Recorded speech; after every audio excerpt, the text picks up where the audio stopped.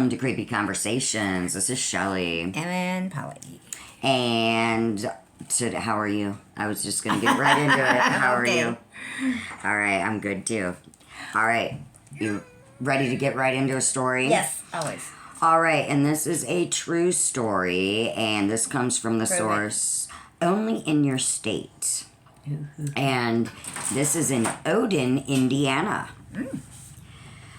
All right, and this happened June 21st, 1941 in Odin, Indiana on the Heckler family farm. It was a warm summer morning. Hecklers. The Heckler, a farm of hecklers. It's a bunch of crows. I call them Chuckle. Wow. Okay. And then just they're all around. It was a warm summer morning when an elder child living in the 2-story farmhouse smelled smoke.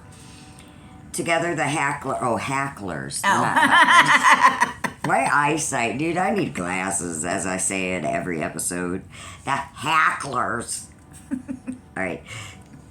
So they smelled, the one girl, elder child, smelled smoke, right? So together, the Hackler family searched for the origin. What they found was quite odd. A single strip of wallpaper in an unoccupied upstairs bedroom was aflame. The flames seemed to be coming from inside the wall, but when the fire department broke the wall open to verify suspected cause of the blaze, they believed that it could have been likely a faulty hidden chimney inside the wall or something like that. They found nothing. They didn't even find fire damage in the wall. It was as if the wallpaper had burned only into itself, causing no other harm to the surrounding walls.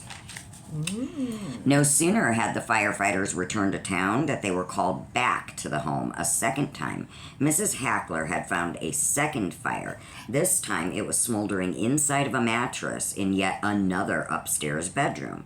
And that's when ish hit the fan. No sooner had the second blaze been extinguished, small fires began popping up all over the house. Many of the fires had incredibly bizarre origins.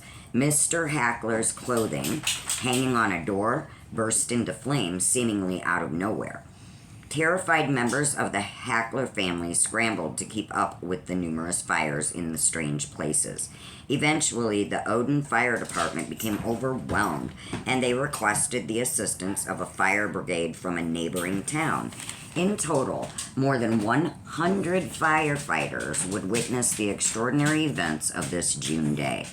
One firefighter spotted a single book on a shelf with thick smoke seeping out of it, and upon opening the book, he discovered that the inside had been burned and was still smoldering.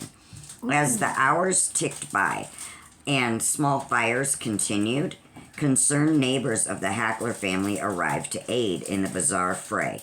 In front of several noted witnesses, curtains in a room went up in flames just behind where two people were standing. To their absolute horror, across the same room, another pair of curtains went up just as spontaneously as the first. Both times, the fire seemed to destroy only the curtains, leaving the window shades and the walls alone. Quote, "It was like unseen hands were lighting matches all over the house," end quote. One of the many who watched the events unfold stated. Fire investigators were thoroughly baffled. The fires were absolutely not electrical in origin. The farmhouse, much like many out in the sticks in Indiana farmhouses in the early 1900s, was not outfitted with any electrical wiring.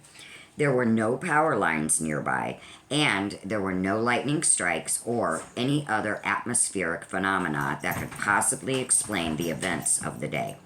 In total, more than 100 firefighters from 2 towns and numerous nearby neighbors found and put out 28 fires at the Hackler homestead on June 21st. The final fire was put out about an hour before midnight, more than 13 hours after the bizarre nightmare began. The Hackler family moved their remaining beds outside and slept outside that night.